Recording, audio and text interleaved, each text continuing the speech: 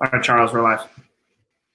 Good afternoon, everyone, and I again thank everyone in the franchise community for their participation, whether in the Franchise Growth Mastermind community and online and by email, and everyone helping each other out. Today, we're going to be speaking with and continuing our conversations with franchise industry leaders, and really no one better than Jania Bailey, CEO of FranNet. Jania, thank you so much for spending some time with us.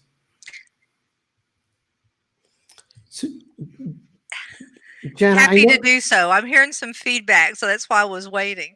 Okay, hopefully it resolves itself. Jania, I know you've been really busy, and I appreciate the time. So, I mean, just starting off, Jania, what are your general opinions as to what's going on and what you're seeing? Well, I think there's a lot of uncertainty, and I get scared when I see people at one extreme or the other, when they're afraid to do anything or they're jumping out and doing too much without a lot of thought. So trying to find that balance right now is where we are. We had our annual spring conference on a virtual basis, and it went amazingly well. And there was a lot of optimism from the brands that were with us. I think we all still have to take it a little slow and wait and see how this unfolds and how long it lasts, and be very empathetic to people that are stuck in the fear right now.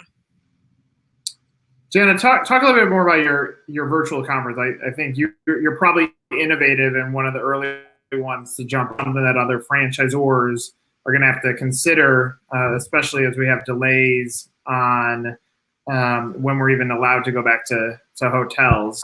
Talk about how did you put that together so fast, and the value of having the team that you had to put it together. Yeah, the reality is it didn't come together quickly. We started planning this almost 3 weeks ahead of when we actually made the pivot.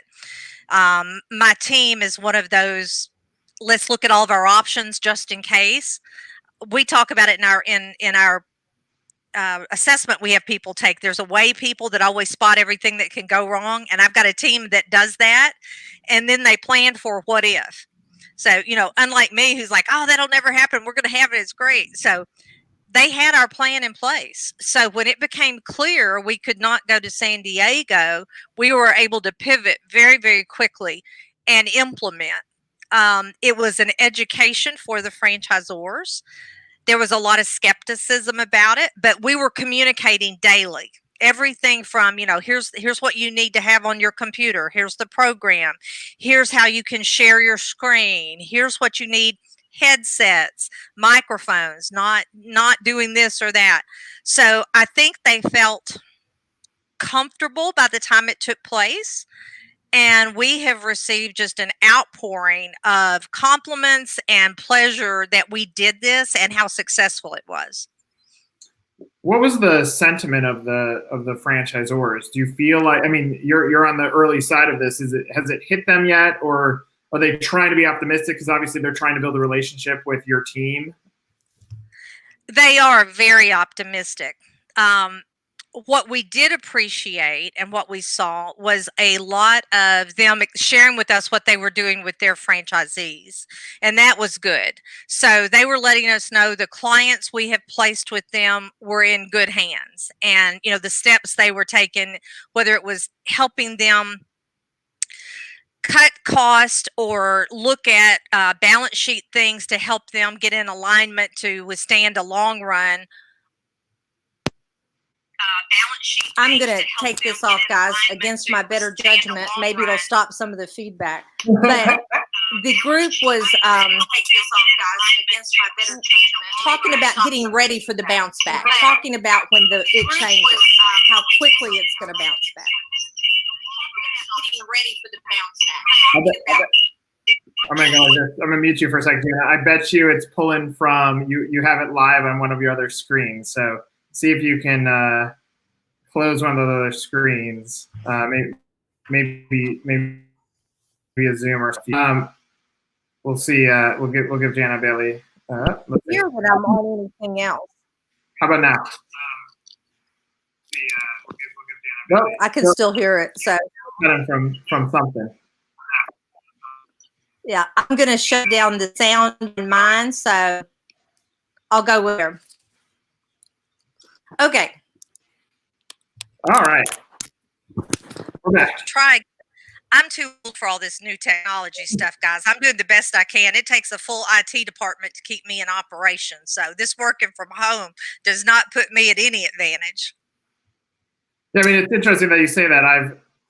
The amount of days that I've worked from home are far less. Before this, were far less than what I've done in the last 2 weeks, and it's a different mindset to get used to this too.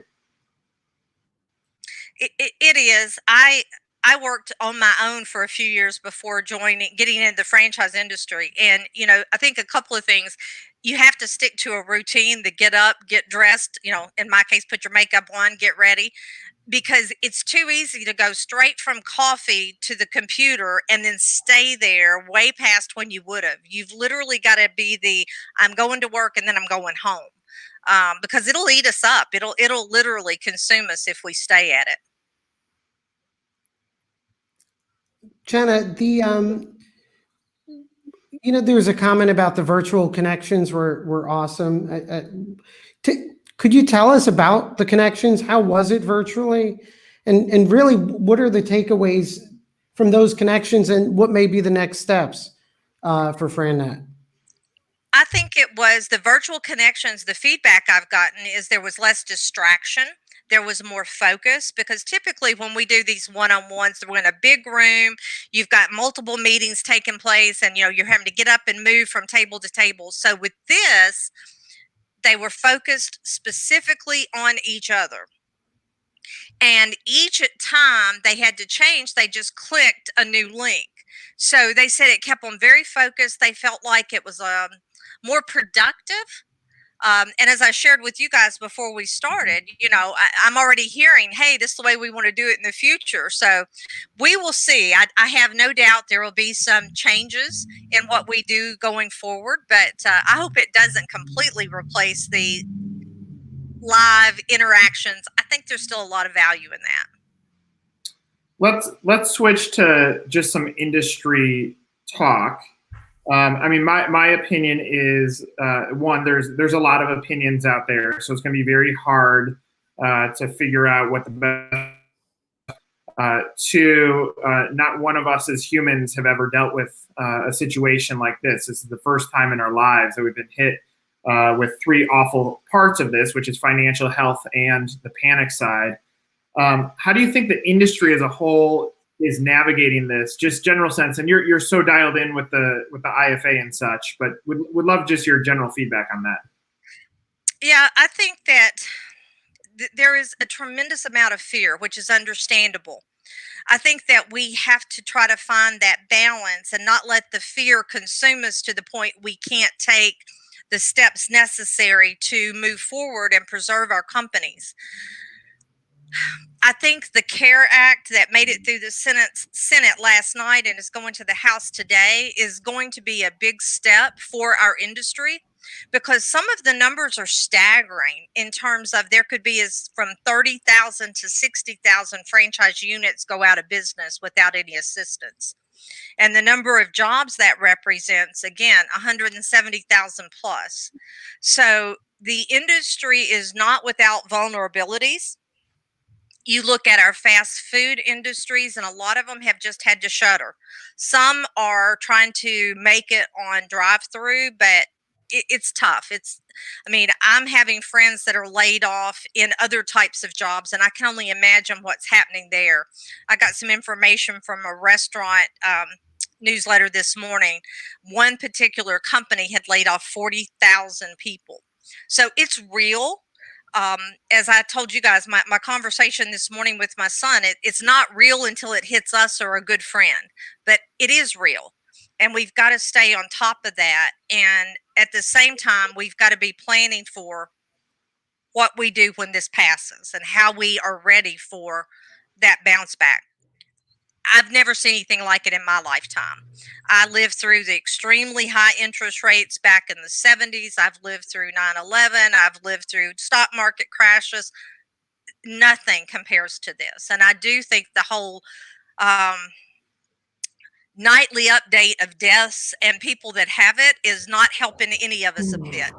I mean, I just have to walk away from it. I unplug from social media. I turn off the TV. I can't just let that constant negativity in. Jana, which I think is great advice. I think there's many industry people that sort of had their head in the sand. And what I appreciate about what you're saying is that balance, right? What you say between fear and steps to move forward, right? So for those franchise brands out there, emerging, mature, what's your recommendations? And again, I appreciate your honesty about none of us have gone through this, but what's your best assessment? What are some of those steps, at least whether mindset or action, to move forward? Well, I was a banker for 18 years. So the very first thing I did was look at my cash position. And I had my controller run a worst case, and I do mean a doomsday scenario of how long our cash reserves could last. And then I started, stepping into it. Well, what if it's only impacted this much and this? I think every business person needs to be doing that. They need to understand exactly what cash reserves they have if they don't have another placement or another sale for 3 months. They also need to look at expense line items. What are the must-haves and the nice-to-haves? And I would suggest in this time you're shutting down all of the nice-to-haves.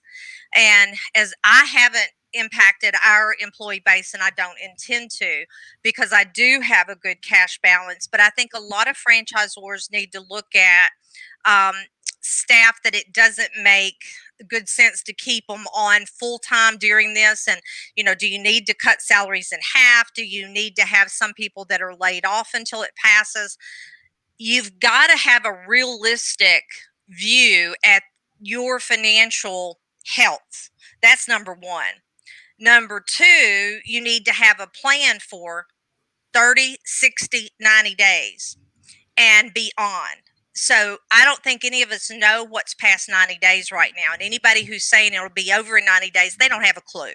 So I'm going to look at 90 days and I'm going to reassess every 30 days going forward. And what wonderful advice there. I mean, it's uncharted territory. We don't know when it ends. I mean, in my opinion, for franchising specifically, we got to watch just start going like this, and then we figure out how do we accelerate some of our awareness from a development standpoint. But when we're still climbing and we don't know where this top is, the truth is franchising's got to wait. Like, we got to focus on our health and the well-being of our families, the financial strength that we have to get to the other side of this, and then we start talking about growth when we start seeing the other side of this.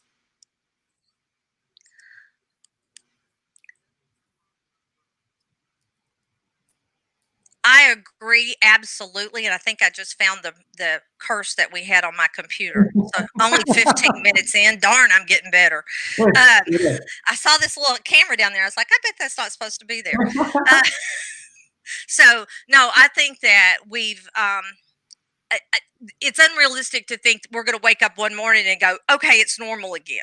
This is going to be a long-term hitting the pinnacle, the top of this mess, and then it's going to be a long term coming back out of it. And as soon as we see it dip over, it doesn't mean we can flip on the lights and everybody go back to normal. So I think we have to, as an industry and as individual people that run companies and are responsible for employees, we have to have that plan laid out for each of those phases and those worst case, best case scenarios. Jana, as a former banker and as an industry leader, and really connecting the dots with your advice, which is amazing, about 90-day plans, reassessing every 30.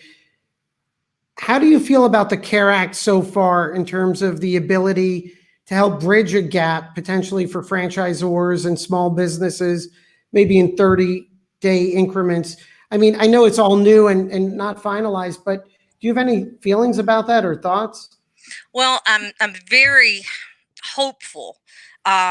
you know, Miss Senator McConnell's office, because I am in Kentucky, I get, almost hourly updates of what's going on. And I'll be honest, I haven't had time to go weed through the entire bill, but I am pleased to see there's action being taken, because I think something is better than nothing. I am trying to put together a panel to talk about the details of the act sometime next week, just because we've got former placements, not only, our franchisees, the FranNetters, but we are local market focused. And what that means is the people we put in business are still living in the same community with the person that helped put them in business. So we don't get to just wash our hands and say that's the franchisor's problem. They're going to be looking to us for advice. So I've made sure my group has stayed up on the SBA activities and has the right links to know what's going on in their state for SBA. And this will be the other thing. Once it's rolled out, I want my people to be able to have honest and informed conversations with not only the people that may still be looking at business ownership going forward, but for those people that have used our services in the past. I'm very pleased it was a united effort of the IFA and a lot of other small business industry advocates that got this through. I'm sorry it took so long. But I do think it is a shining light for a lot of people that otherwise are going to lose everything. And having been a banker when the interest rates were so high and see people walk in and drop keys on your desk and say, I can't make the payments anymore, you can just take it back. I don't ever want to see that happen in our industry. And, to know that there's people that, and that's what, I get real defensive when people start talking about those big business owners. They don't realize those big business owners have, at one point in time, leveraged their home, probably cashed out life insurance policies, tapped into their retirement funds, and bootstrapped most of these startups and these franchise units. And, was eating a lot of bologna and peanut butter and jelly at their house to be able to make ends meet. And these people don't deserve to be set aside and say, well, that's not our problem. We're only going to take care of the individuals, because without those businesses, we have no jobs. And Robert Crisanti said it so well a few years ago. You can't love employees and hate the employers, because without these businesses, there are no jobs for these people to go back to. So we have to take care of both sides of that equation. Jenna, that it's so refreshing. And what I think government sometimes doesn't get is that these big businesses and even small and founders and leaders, I was having a conversation with my brother earlier, in addition to my family at home, I'm worried about my team, right?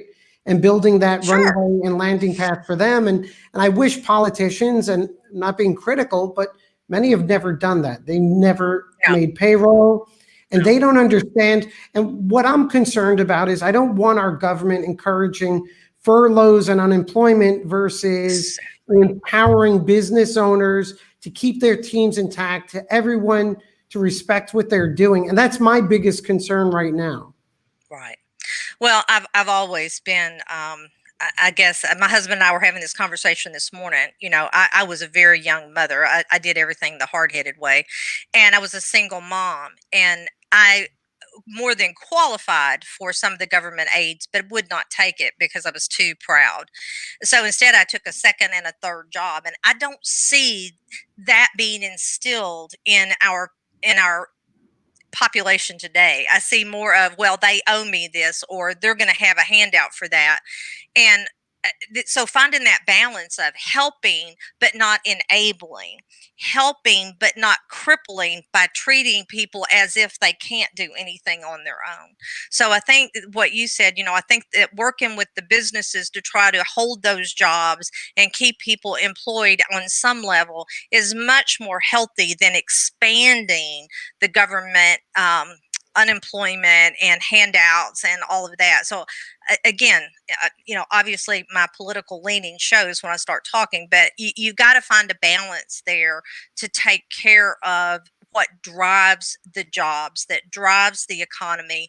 And we need more people who are looking for how can I better myself and my family than what can somebody do for me and me stay home.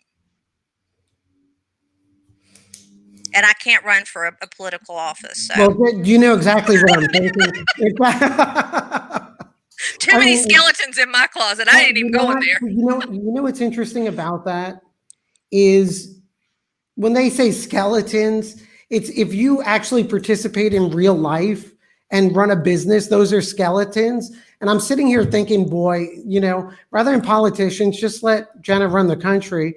But what I'm really appreciative of is as you articulate that, I'm proud that you're in a leadership level with IFA and everything IFA has done. And I think there's a whole community that's really proud of the franchise industry and what you and everyone at the IFA are doing.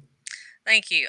We have great leadership there, a phenomenal board of directors, a lot of smart people in a room at any given time. And I've just been very privileged to be a part of it from time to time. Jana, obviously you get to rely on your career experience to put some sort of perspective in what's happening now. When you talk about the moment of being at a bank and people handing their keys in because they can't afford it, are you, based on your gut right now, are we at that point? Is that coming? How should people be thinking about this? It's coming. We're going to lose a lot of businesses. A lot of independent small businesses, I dare say, won't make it as long as some of the franchisees will, because the franchisors, I mean, if you've been reading, McDonald's and Chick-fil-A and some of them, they're making massive outreach to their franchisees, cutting the rent, cutting royalties, doing that. You're an independent business person. You don't have anybody to lean on for those things or that can help you. I got one of the saddest little emails the other day. It was a local ladies dress shop, and she had a picture of herself and her 2 small children. And she said, just reminding you why I'm in business, anything you can buy online would be appreciated. And it was funny. And then it was sad because I thought she won't make it. There's going to be a lot of people like her that won't make it. And we as a franchise industry should be celebrating the fact that we do have the support of an amazing industry. And there are some powerful franchisors doing everything they can to help their people. Do you think, and this is a philosophical franchise question, but do you think on the other side of this, when we're past this, that it's going to help franchisors also reevaluate who can become a franchisee? Because you have a lot of brands that have sold to one person who could barely put together enough money, probably overly in making sure they had enough operating capital to weather a storm. Those folks are in business, and those folks are most likely going to close because they bought themselves a job, because that's what we were pushing as an industry. Do you see maybe the possibility that we become more responsible as franchisors on who comes in, and also look at franchisees that could scale in the future because they might be able to weather a storm like this a little bit longer than the one-off single unit franchisee? I would love to think we didn't put anybody in business that was just buying a job, but I know it happens. I know there's franchisors out there that promote that. When we're screening franchisors to come into our portfolio, one of the things I'm looking for is it a realistic 6-figure income for the owner, for the franchisee? Because a lot of our people are looking to be a semi-absentee, manage the manager type thing. When you get down into the buying a job, you're into the people that are scraping together every dime they have to do it. And one hiccup, they're out of business. And I would have a tough time looking at myself in the mirror if I thought we were pushing those day in and day out. I remember I was a regional director for Fantastic Sam's, and I was over sales for a 5-state area there.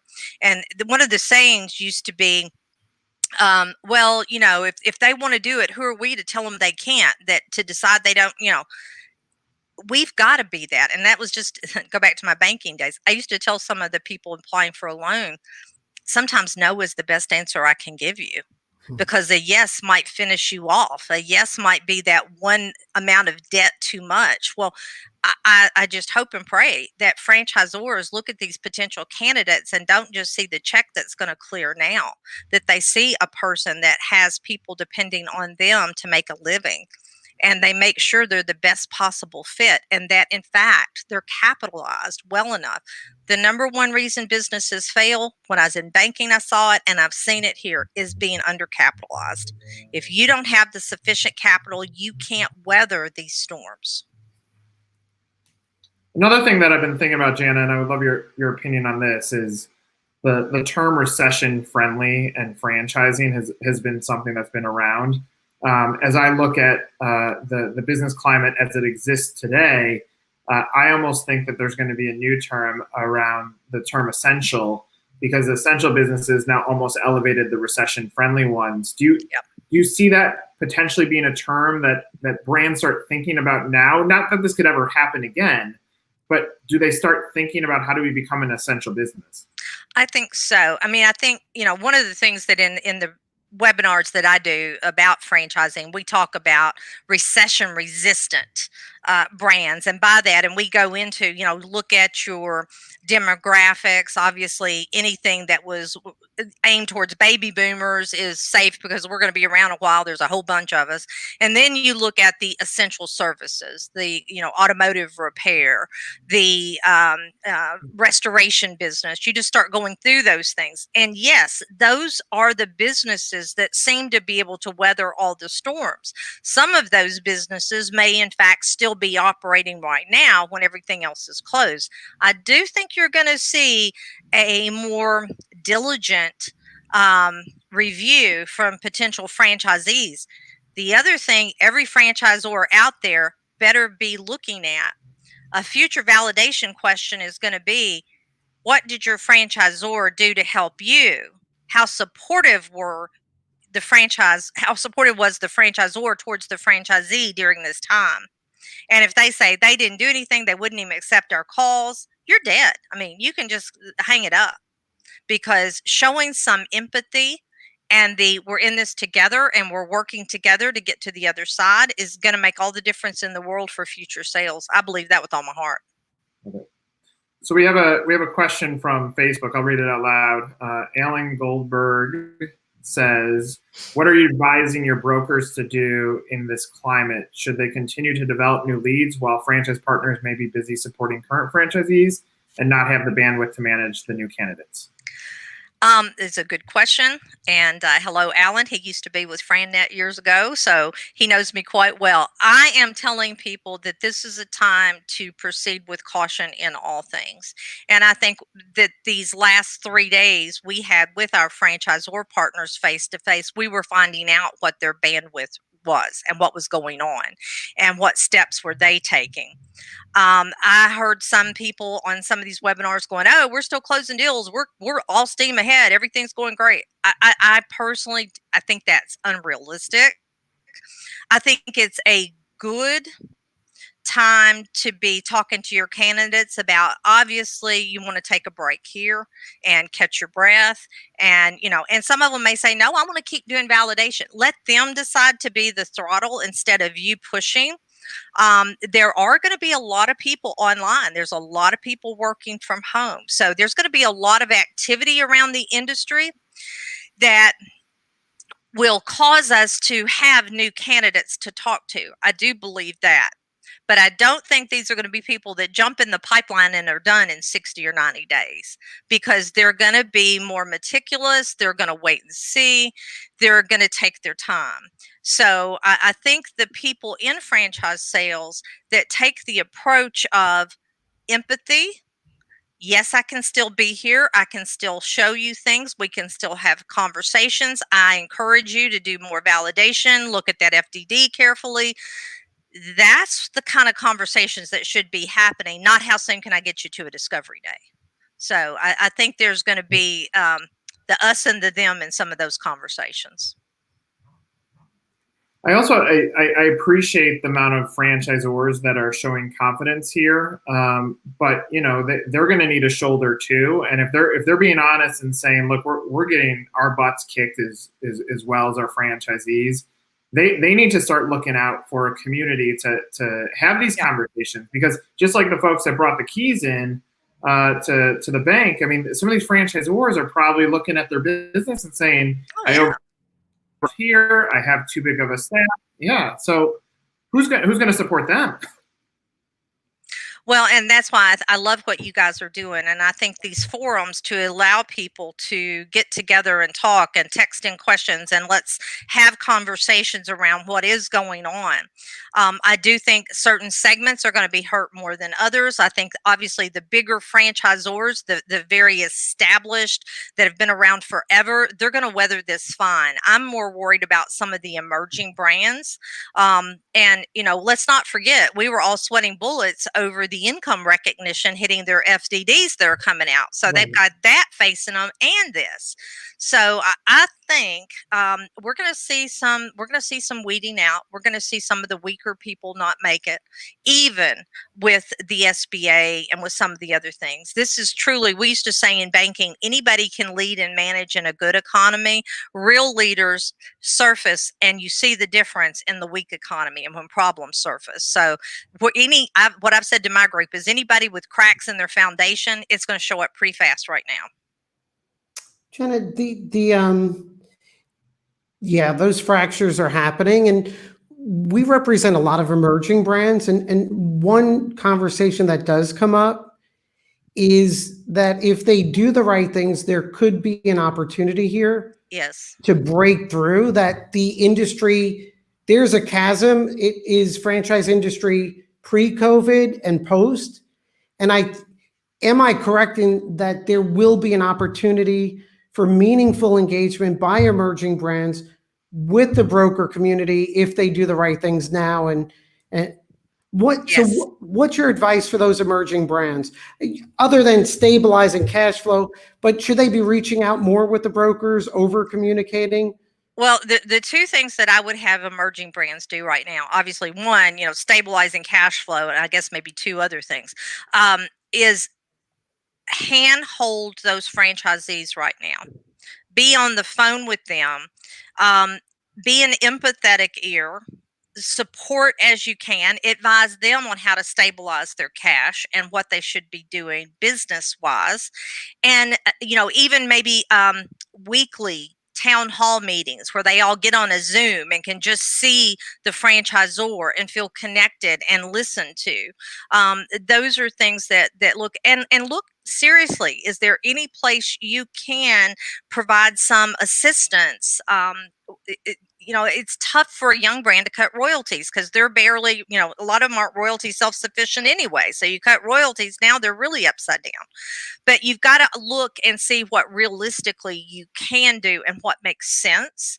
The other thing is with these franchisees, by stabilizing them and helping them, you don't come out of this with a lot of closed units.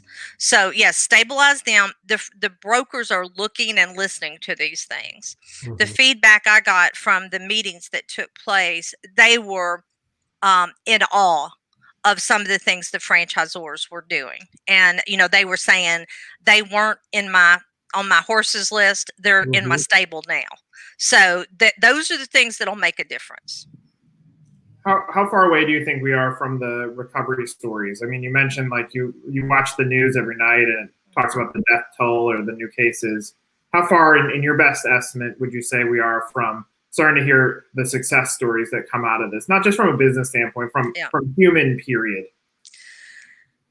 If I knew the answer to that, I wouldn't need those 30-day plans, Nick. Mm-hmm. I just, you know, it's going to be all right. I think we can only take it a day at a time. I hope for the best, I prepare for the worst, and pray it's somewhere in between all the time. So I don't think we're going to see a quick end to this. I don't think this is another 30 days. I think we're looking at late summer. I think that's not what I want. I can't stand being cooped up in this house. I'm not a stay at home. I don't crochet and I don't knit. And I don't do any of those things that are supposed to be good for somebody. So, I'm a people person and I'm a hugger. So the quicker we get through this, the happier I'll be. So I hope I'm wrong. Charles, closing thoughts for today's discussion? I think our focus in all of our conversations have been really, we're in it now. We don't know when it's ending. And it's about building a runway to land Yes. your business, land as brokers, as franchisors, established, emerging.